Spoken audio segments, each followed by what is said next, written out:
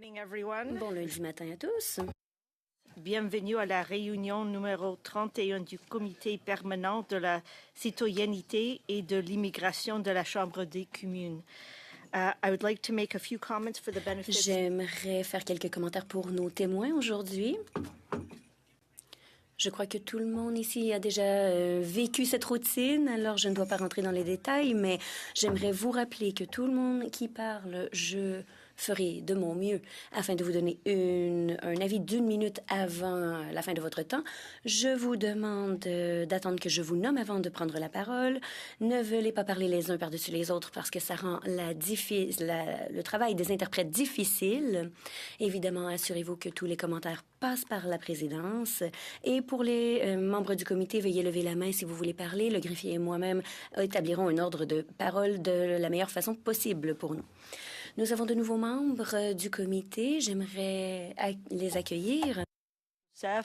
Welcome to Mr. Matt Genereux and welcome to... Bienvenue à Matt Genereux et Madame Dolly Begum. Bienvenue à notre comité. Conformément au règlement 108.2 du règlement et de la motion adoptée le 16 septembre 2025, le comité reprend son étude sur le système d'immigration canadien. C'est notre 15e réunion sur cette étude. Et pour cette première heure, on se concentre sur le rapport de 2026 de la vérificatrice générale concernant les réformes du programme des étudiants étrangers.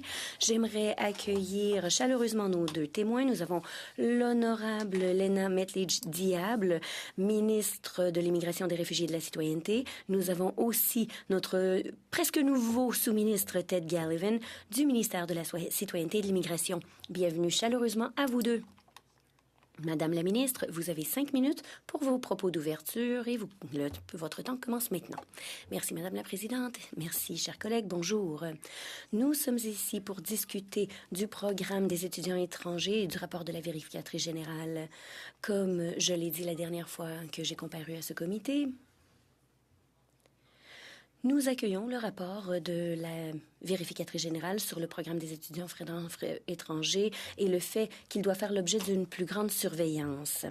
Le rapport porte sur une période qui s'établit sur la première année. Il y avait un plan de réforme de la première année qui avait été mis en place par le département. Au cours des dernières années de notre réforme multi-année pour renforcer l'intégrité du programme, bénéficieront des recommandations de la vérificatrice. Le rapport fait état de quelques améliorations importantes. Il a montré que le niveau de nouveaux arrivants a baissé de plus de 60% en 2025, que le système de vérification des lettres d'acceptation permet d'éviter les fraudes, que l'annulation du volet direct pour les études, qui était une source importante d'activités frauduleuses, a été très efficace. Toutefois, les questions soulevées par la vérificatrice générale sont préoccupantes et sont prises au sérieux. Les agents sont tenus de signaler tout cas suspect de fraude potentielle et de mener une enquête et d'en faire des états. Nos équipes examineront tous les cas du programme signalé dans le rapport d'ici la fin 2026. Tous ceux qui ont présenté des documents frauduleux de par le passé auront un dossier. Cela affectera les décisions futures relatives à l'immigration. Des permis d'études. Nous avons mis en place un modèle d'analyse avancé pour trier les prolongations de permis et les attribuer en fonction du profil de risque. Dans le cas des personnes associées au volet direct pour les études, les prolongations font l'objet d'un examen plus approfondi. D'ici l'automne, nous devrions avoir terminé notre audit des prolongations des permis mentionnés dans le rapport. Reconnaissant les améliorations que nous avons apportées et la nécessité de poursuivre le travail, je souhaite préciser les cas signalés comme susceptibles de ne pas respecter les conditions dans le rapport de la vérificatrice générale. Les établissements d'enseignement ont signalé 153 000 cas de non-conformité potentiels. Nous avons depuis ventilé ce chiffre. la plupart des cas, 78 ont été classés. Les étudiants étaient en règle, avaient été transférés dans un autre établissement d'enseignement où s'était inscrit un autre volet. Pour les 22 restants, on suppose que les étudiants ont quitté le pays, mais ont peut-être prolongé leur séjour au-delà de la période de validité de leur permis. Pour éviter que ce problème se répète, nous nous penchons sur un processus permettant de déterminer si les étudiants dont le permis expiré et qui n'ont pas d'autres demandes en cours ont quitté le Canada. La ASFC à prendre d'éventuelles mesures d'application de la loi. Là encore, nous prévoyons de mettre en œuvre ce système d'ici la fin de l'année. Nous assurons également le suivi de l'ensemble des cas signalés. Nous poursuivons nos consultations régulières avec nos partenaires, y compris les provinces et les territoires, sur les attributions du programme. Cela permet de garantir que les provinces et les territoires disposent de la souplesse nécessaire pour tenir compte des besoins et des priorités de leur marché du travail par rapport au permis, ainsi que des capacités des institutions et des collectivités. So the bottom line is by the end of this year, we will review. En fin de compte, d'ici la fin de l'année, nous allons examiner tous les cas signalés par la vérificatrice générale. Nous allons avoir ajouté des mesures pour renforcer l'intégrité du programme et nous restons en bonne voie de mener à bien les réformes prévues sur 4 ans. Merci. Merci, Madame la ministre. Et merci d'avoir respecté vos 5 minutes, parce que je veux que l'on puisse poser le plus de questions possible dans le peu de temps que nous avons aujourd'hui. Nous allons commencer avec la première ronde pour 6 minutes. Monsieur Redekop. Merci, Madame la Présidente. Merci à Madame la Ministre et Monsieur le Sous-ministre d'être là. Ça fait 6 semaines depuis que la vérificatrice générale a déposé son rapport. En parlant de la fraude, des fraudeurs à qui vous avez permis d'entrer dans le pays, combien d'entre eux se trouvent toujours sur notre territoire? Merci, Monsieur Redekop, pour la question. En ce qui a trait aux 800, ce que je peux vous dire, c'est que l'IRCC a établi le processus que toute personne qui a fait de fausses déclarations est identifiée et déportée. Je vais vous interrompre parce qu'on n'a pas beaucoup de temps. Alors, je comprends qu'il y a un processus en place, que vous l'avez établi dans le plan, mais en termes de personnes, parce que c'est une chose d'avoir le processus, mais en termes de personnes, combien de ces personnes sont encore sur le territoire? Je n'ai pas l'information, en fait. Combien de ces 800 fraudeurs ont fait une demande d'asile? Nous avons le chiffre, mais je ne l'ai pas ici. Alors, vous l'avez, est-ce que vous pourriez l'envoyer au comité? Nous savons que 14% du 153 000 total ont fait des demandes d'asile. C'est différent du 800 fraudeurs, mais bon. Selon les 800 fraudeurs, connaissez-vous leur remplacement actuellement? D'ici la fin de l'année, le ministère a un plan d'action qui a déjà été envoyé au comité. Mes fonctionnaires pourront vous en parler. Et il y a aussi beaucoup de progrès qui est fait pour s'assurer que l'on travaille en collaboration avec la SFC de façon beaucoup plus près. Donc, actuellement, vous ne savez pas où se trouvent ces 800 personnes, ces 800 fraudeurs. C'est quelque chose qui sera fait à l'avenir, d'accord. Le paragraphe 64 du rapport parle des 39 500 personnes qui ne devraient plus être au Canada actuellement. Combien d'entre eux ont toujours un permis valide? 22 %, c'est 33 000, c'est le chiffre qui nous a été signalé, dont les visas sont expirés.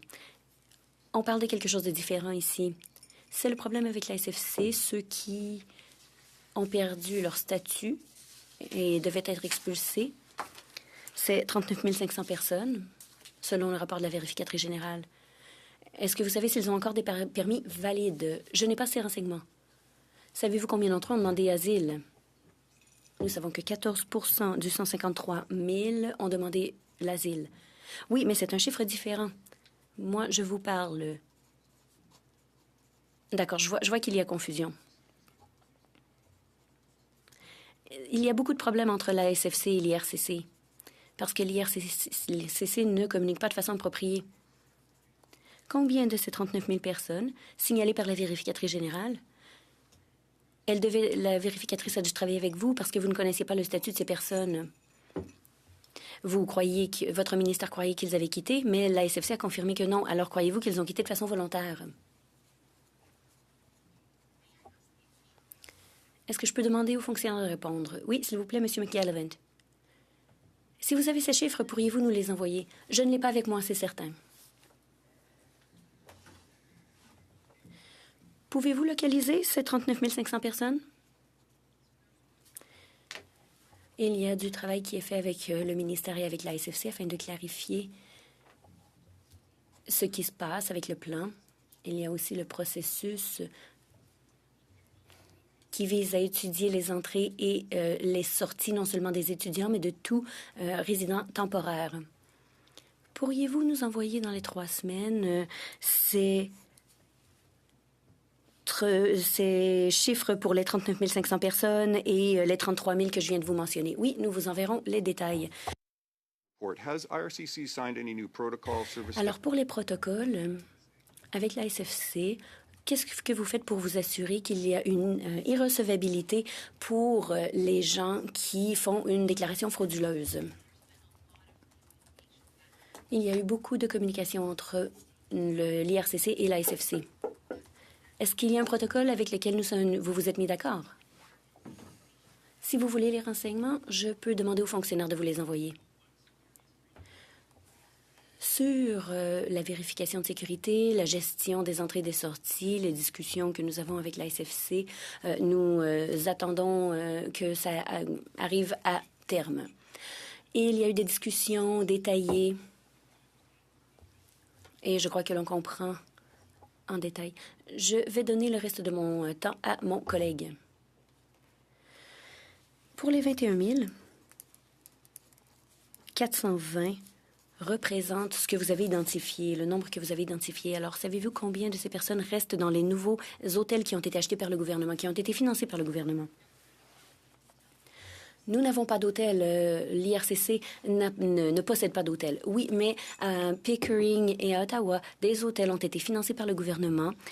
C'était plus de 40 000 $ qui ont été, millions de dollars, pardon, qui ont été donnés en financement. Alors, connaissez-vous combien le chiffre de demandeurs d'asile qui se retrouvent logés dans ces hôtels? IRCC a donné un financement à d'autres ministères. Il y a des discussions sur la façon dont cet argent est utilisé. De par mon témoignage précédent, nous avons fourni un financement. Désolée, je n'ai pas de temps. Monsieur Davies, Monsieur Gallivan, vous n'avez plus de temps. 6 minutes, Madame Sodi. Merci, Madame la Présidente, Madame la Ministre, Monsieur le Sous-ministre. Merci d'être ici. Madame la Ministre, j'ai 2 questions. Tout d'abord, je comprends que l'IRCC a préparé une réponse au rapport de la vérificatrice générale et je sais que vous en avez parlé dans vos propos d'ouverture. Pourriez-vous nous dire quelle sera cette réponse et quelle forme elle prendra? Merci, Madame la députée. J'apprécie votre question. Comme nous le savons, le rapport de la vérificatrice générale sur le programme d'étudiants étrangers a mis à la lumière des éléments qui sont très positifs et maintenant on parle des éléments qui étaient plutôt négatifs. Nous aussi voulons lutter contre la fraude et il est important pour nous d'avoir une surveillance forte de nos programmes, non seulement de nos programmes étudiants, mais de tous les volets que nous gérons. En termes de réformes qui ont été déposées en 2023, à la fin de 2023, nous avons confiance que le système a déjà réduit le volume général et nous avons renforcé le processus de vérification avec le processus de l'aide d'acceptation qui est envoyé à l'IRCC par les établissements d'éducation. Nous avons éliminé aussi le volet d'accès direct pour les étudiants qui causait le plus de problèmes. Et ça, c'était pour renforcer le programme. Nous avons aussi mis en place un plan d'action qui a été partagé publiquement. Et je crois que le sous-ministre en a parlé lorsqu'il a comparu à un autre comité, ou ce comité-ci, je ne sais pas lequel c'était. Et je lui demanderai d'élaborer un peu plus sur ce côté.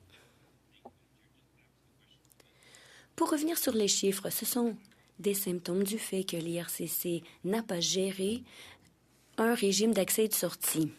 Alors, dans le plan d'action que nous mettons en place, nous tentons d'avoir un indicatif à savoir si les gens sont au pays ou non. Alors, ces chiffres sont un symptôme du fait que l'IRCC n'avait pas un plan de match ni l'intention de gérer le départ de ceux qui avaient des visas expirés. Nous avons maintenant pris la responsabilité de cette gestion.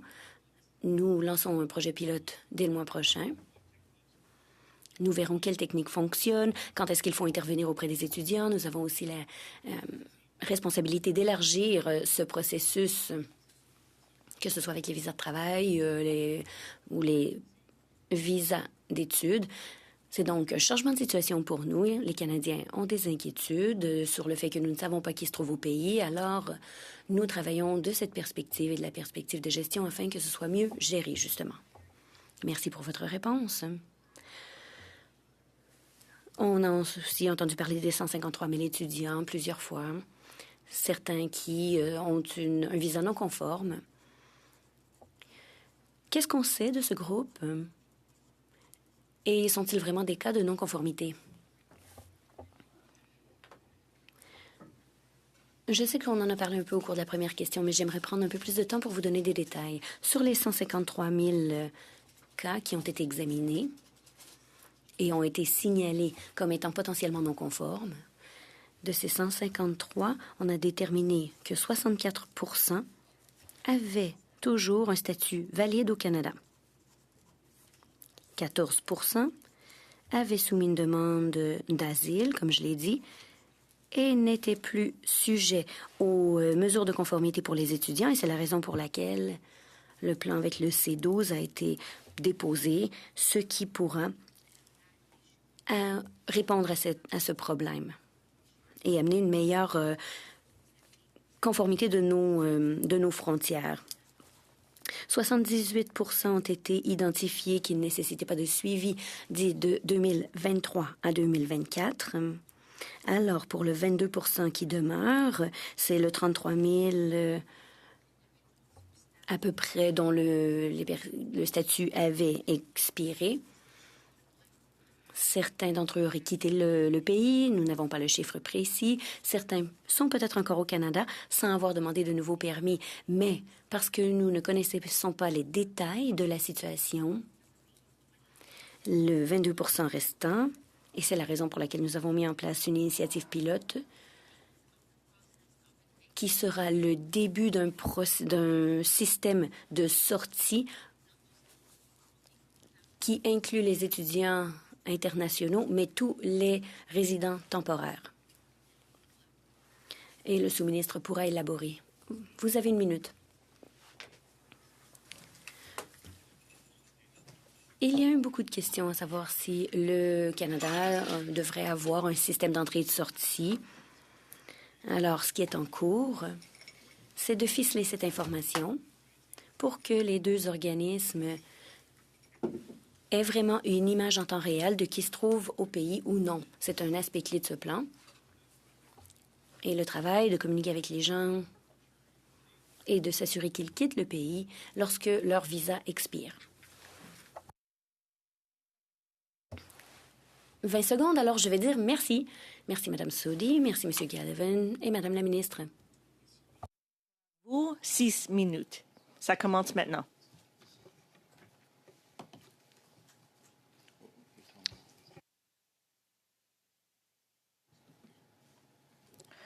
Monsieur Deschênes, you are muted. Je suis vraiment désolé, c'est une erreur de débutant.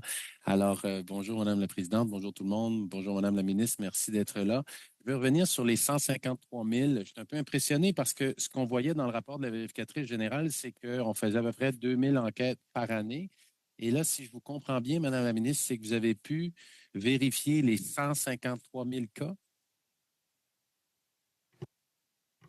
Oui, merci beaucoup pour ces questions qui est relevée de les 153 000 cas non conformes. Permettez-moi de vous donner un peu un examen sur... Il y avait 3 cohortes d'étudiants dans les 153 000 qui est non conforme, 64% d'entre eux ont toujours un statut valide au Canada. Et on sait que 14% d'entre eux ont soumis une demande d'asile. Alors, le 54 et 14, c'est 78% des cas n'exigent plus un suivi dans le programme. Alors, il reste les 22% que l'IRCC a travaillé avec le département pour faire un suivi lié au programme de conformité pour déterminer si ils ont quitté le Canada ou ils restent sur ces pays. Et si vous permettez-moi, mon sous-ministre est ici pour vous donner un peu de détails sur ce pilote projet. Madame la Présidente, qu'est-ce que je dirais? C'est le travail aurait dû être fait quand le BVG est arrivé. Alors, nous aurions dû avoir cette réponse pour expliquer que pour beaucoup d'étudiants, ils ont changé d'institution scolaire. Nous aurions dû vérifier ce fait et nous aurions dû avoir ce chef dans un temps opportun. Alors, pour expliquer ou allumer la discussion, beaucoup de ces étapes, c'était pour éliminer des dossiers où c'était un manque de paperasse. Mais là, on reste au cru où il y a des vrais dossiers qui devraient être enquêtés. Et pour un peu parler du 2000, notre intention, c'est d'enquêter tous les cas de fraude. Il ne devrait pas avoir une limite artificielle sur les dossiers qui sont bel et bien des dossiers de fraude ou des dossiers où les gens restent après l'expiration de leur visa. Alors, il devrait y avoir une meilleure gestion du chiffre brut et une action plus agressive sur les chiffres qui sont vraiment inobservables. Merci, M. Gallivan. Madame Diab, je veux quand même revenir parce que les 153 000 ont été identifiés comme comportant des non-conformités potentielles. Et là, ce que vous nous dites, c'est qu'il y a 64 là, de ces cas-là qui ont des statuts de permis d'études toujours valides. Mais la question que je vous pose, c'est pas ça. Sur les 153 000, est-ce que vous avez pu combien vous avez pu vraiment enquêter pour vérifier s'il y avait, oui ou non, une non-conformité? Alors, tous les 553 000 ont été investigués et d'ici la fin de 2026, tous ces cas sont investigués. C'est par cette raison qu'on a le plan d'action, qu'on examine les dossiers présentés dans le rapport. Merci, Mme Diab. Donc, vous êtes parvenu à vérifier les 153 000 au courant là, des 3 dernières semaines. Juste une clarification, Madame la Présidente. On a éliminé comme préoccupation le 70 que le ministre mentionne, mais on demeure avec un 22 qui ont besoin d'efforts additionnels. Ce nombre va être réduit parce qu'on va confirmer le départ d'un certain pourcentage. Et là, il va y avoir un nombre réduit où le vrai travail commence. Et il va falloir initier des enquêtes et des renvois. Bon. Mais c'est ce que, M. Gallivan, donc, sur les 153 000, là, quand vous dites on considère qu'il y en a 64 qui ont des statuts valides, est-ce que vous avez fait des vérifications à savoir si les étudiants respectaient leurs conditions? Oui? Nous avons confirmé au niveau qu'ils sont bel et bien des étudiants enregistrés. D'autres éléments, dont le seuil financier, etc., je ne pourrais pas m'avancer, mais nous avons bel et bien confirmé qu'ils ont un statut valide comme étudiants à ce pays. Mais avez-vous vérifié s'il y avait une non-conformité entre parce que je comprends qu'ils peuvent avoir un permis d'études, mais ne pas respecter les conditions. C'est ça, dans le fond, que la vérificatrice vous soumettait. Est-ce que ça, vous avez pu vérifier ça? Je pense qu'au stade où on est rendu, nous avons confirmé sur une passe initiale qu'ils sont bel et bien des étudiants avec un visa légitime. Mais la question que vous posez, est-ce que notre agence devrait suivre, faire certain que les conditions sont respectées? C'est une autre piste à développer où nous prenons engagement à plus fréquemment vérifier la conformité avec le visa lors de le statut au Canada. C'est quelque chose qui n'était pas fait extensivement, c'était plus par exception. Alors, nous prenons engagement à être plus proactif pour confirmer la conformité avec les conditions d'un visa une fois émis. Donc, vous avez identifié les cas, mais vous n'avez pas vérifié s'ils étaient vraiment en conformité avec les conditions de permis. Encore la réponse. La première passe, c'était de mettre le 153 000 dans des paquets. Est-ce qu'ils ont un visa? Est-ce qu'il y a plus d'enquêtes nécessaires? Alors, je dirais, on est encore en train de faire le tri. Thank you, Mr. Gallivan. I'm very sorry to cut you off. I am being strict on time today. Je suis désolée, je dois vous couper la parole. That ends our first round. We now begin our... C'était le premier tour pour les questions. On va passer au deuxième tour. Monsieur Menegakis, à vous. Merci, Madame la Présidente. Merci aux deux témoins d'être ici avec nous.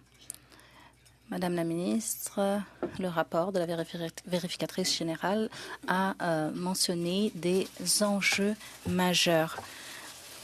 Donc, on a parlé des 153 000. Combien de ces 153 000 font partie d'organisations terroristes telles que les Gardiens de la Révolution? Alors, si j'ai bien compris, aucun. Donc, vous les avez rencontrés, vous avez fait la vérification des antécédents. Sur les 153 000, 78% ont déjà été éliminés parce qu'on sait qu'ils ont un statut valide. Et 14%, comme je le disais, ont aussi fait une demande d'asile. Donc maintenant, on a 22% qui nous restent. Et il faut déterminer est-ce qu'ils ont quitté le pays ou non.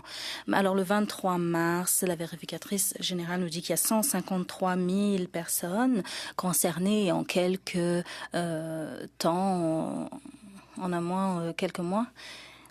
On dirait que le problème a été résolu, alors qu'il y a encore plusieurs milliers de personnes et il y a des gens qui se retrouvent dans nos collectivités. Mais j'ai encore une question, donc je n'ai pas fini. Monsieur Gallivan a comparu devant nous. Il a dit qu'il n'y avait pas de système en place pour vérifier les sorties et entrées. Pourquoi?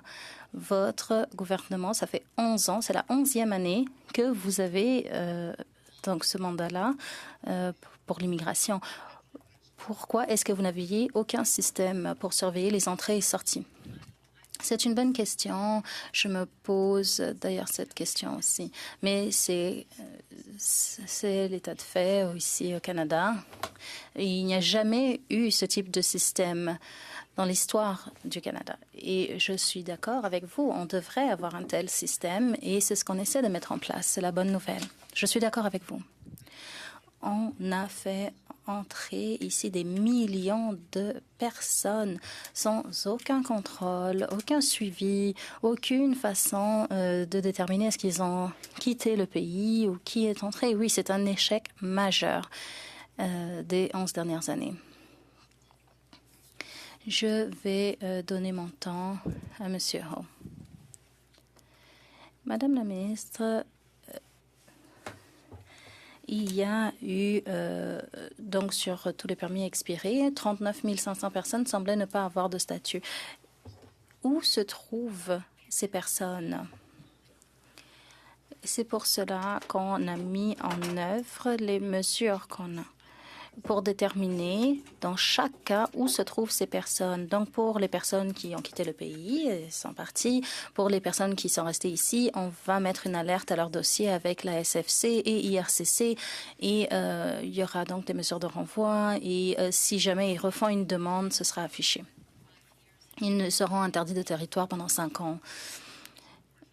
Bon, donc en gros, il n'y avait pas de suivi du tout. Sur le 30 000 personnes environ, combien de personnes sont restées ici au Canada? Est-ce qu'il y a pour ces personnes-là des liens avec des organisations terroristes? Madame la Présidente, si vous me permettez, ces demandeurs font face à une vérification des antécédents. Même si ce n'est pas parfait, ça s'applique à toutes les personnes qui arrivent au Canada. Donc, si ce système est efficace, il faut savoir qu'il y a ces mesures de contrôle en place. Je n'ai pas eu la réponse de la part d'un ministre. Reposez votre question, s'il vous plaît. Sur les 33 000 personnes, sur ces personnes-là, ces personnes sont liées à une organisation terroriste. Et il y a eu des vérifications des antécédents avant d'arriver au Canada. Donc, votre ministère a utilisé une approche souple alors que la vérificatrice générale a dit il y a quelques semaines que ça n'aurait pas dû être utilisé pour les profils à haut risque. Il y a beaucoup de contrôles qui sont en place au sein de notre système d'immigration avant l'arrivée, à l'arrivée sur le territoire et lorsqu'ils sont à la frontière. Mais donc, ce système de contrôle, il fonctionne? Oui, il fonctionne. Ah, d'accord. Et donc, pour les permis d'études en non-conformité, vous dites que 30%, donc environ 21 000 personnes, ont fait une demande d'asile. Comme je l'ai dit auparavant, ces anciens étudiants ont fait face à une vérification des antécédents. Donc, aucun est lié à une organisation terroriste. Excusez-moi, Monsieur Ho, c'est tout pour vous. 5 minutes pour Monsieur Généraux. Merci, Madame la Présidente. Merci, Madame la Ministre, d'être ici. Je vais mettre également ma minuterie. Donc, Madame la Ministre, je suis nouveau ici au comité, mais j'aimerais mieux comprendre les chiffres que vous avez donnés. Donc, 153 000 de cas de non-conformité avaient été mentionnés dans le rapport. 78% ont déjà été traités, donc ils ont été donc confirmés comme étant en cas de conformité. Nous espérons que vous ou M. Gallivan peuvent nous dire qu'est-ce qui a été fait concrètement. Donc, nous avons soumis un plan d'action de gestion. C'est un document public qui entre en œuvre dès maintenant jusqu'à la fin de 2026. Nous allons mettre en place des mesures qui nous permettront de faire un meilleur suivi, également de mieux suivre les visas qui ont expiré. Il y aura des systèmes d'alerte qui vont être créés pour qu'il y ait des notifications sur les dossiers, dans les dossiers concernés. Nous allons aussi améliorer les processus à l'interne. C'est quelque chose qui a déjà été commencé et il y a des réunions qui ont lieu. Et ça, ce n'est pas seulement pour les demandes de visa étudiants. Ce sera appliqué pour toutes les demandes de permis de séjour. Et la Commission de l'immigration et du statut de réfugié du Canada va recevoir des informations sur les personnes qui n'ont pas demandé de prolongation ou qui n'ont pas fait une demande de résidence permanente. Et bien sûr, s'il y a une demande de résidence permanente qui est faite, il y a une vérification supplémentaire. On va aussi mettre en place des lignes directrices pour la représentation et on va aussi sensibiliser les agents à la fraude et nous allons optimiser les outils qui sont à notre disposition. Et comme je mentionnais plus tôt, donc on va aussi vérifier la mauvaise représentation. Et nous allons accroître la collaboration avec la SFC et avec les différents instituts d'enseignement. Nous allons travailler main dans la main avec les provinces et territoires lorsqu'il s'agit de l'admission des étudiants. Car ce sont donc ces parties prenantes-là qui déterminent où vont les étudiants. Ce n'est pas l'IRCC qui détermine cela, mais les instituts d'enseignement donc jouent également un rôle. Nous allons également mener des enquêtes sur les prolongations de permis d'études, surtout pour les profils au risque. Et en amont, nous allons donc faire cela comme ça a été fait pour le volet direct pour les études. Nous allons nous assurer qu'il y aura une meilleure gestion, un meilleur suivi et un meilleur contrôle du système. Donc, pour revenir à la question de mes amis qui sont assis à ma droite, pourquoi est-ce qu'il n'y avait pas de système d'entrée pour surveiller les entrées et sorties? Depuis que le Canada a été établi, ça fait des générations que des immigrants viennent ici pour bâtir ce pays.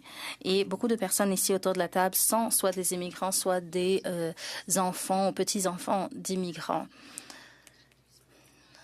Ce pays a été bâti par des immigrants. Il est bâti pour les Canadiens et nous voulons continuer d'assurer cela. Le système s'est agrandi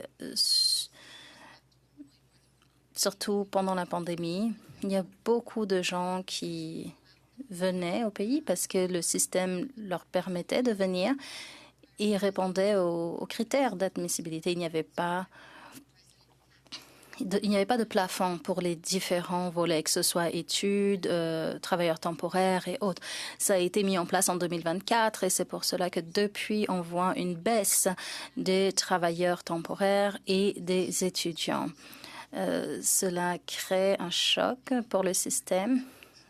Et donc, il y a beaucoup de choses en place pour façonner. Merci, M. Deschênes, 2 minutes et demie. Merci, Madame la Présidente.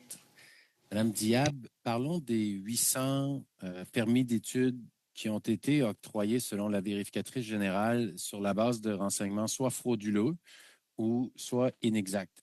Vous avez mentionné tantôt qu'une note sera